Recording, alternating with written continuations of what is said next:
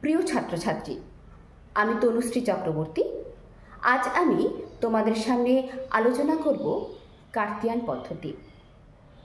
আধুনিক দর্শনের জনক রেনে দেকার্ত গাণিতিক পদ্ধতির ন্যায় দর্শনেও একটি পদ্ধতি প্রতিস্থাপন করতে চেয়েছিলেন, যার মূল উদ্দেশ্যই হল সন্দেহের মাধ্যমে নিশ্চিত জ্ঞান অর্জন করা। তার এই পদ্ধতির মূল স্তম্ভই হল সন্দেহ। সন্দেহ কথার অর্থ হল দোদুল্যমানতা।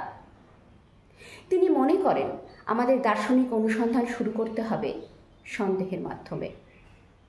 সন্দেহ সাময়িক, চূড়ান্ত নয়।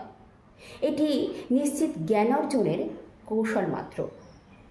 তিনি বলেন, আমরা কোনো বিষয়কে ততক্ষণই সন্দেহ করব যতক্ষণ না সেই বিষয়টি আমাদের কাছে স্পষ্ট ও বিবিক্ত হচ্ছে। স্পষ্ট কথার অর্থ হল সাক্ষাৎভাবে যেটি আমাদের ইন্দ্রিয় প্রত্যক্ষে উপস্থিত হয়, আর বিবিক্ত কথার অর্থ হল যেটি অন্য বস্তু থেকে স্বতন্ত্র বা পৃথক। এছাড়াও তিনি অবরোহ পদ্ধতির কথাও বলেছেন।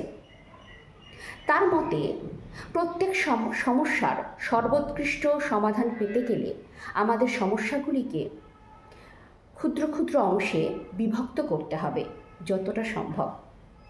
এবং একটি সমস্যাকে আমরা যখন আলোচনা করব তখন সহজ থেকে ধাপে ধাপে জটিল বিষয়ে যাব।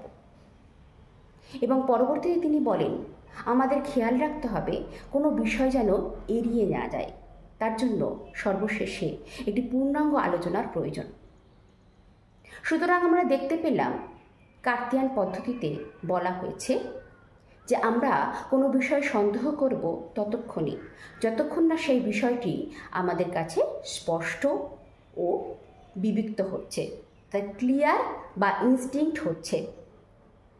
এবং আমরা প্রত্যেক সমস্যার সর্বোৎকৃষ্ট সমাধানের জন্য আমাদের কি করতে হবে? প্রত্যেকটা সমস্যাকে ছোট ছোট অংশে বিভক্ত করে নিতে হবে।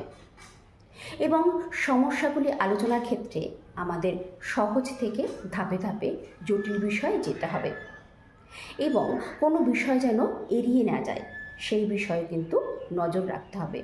এবং তার জন্য সর্বশেষে আমাদের পূর্ণাঙ্গ আলোচনা করতে হবে।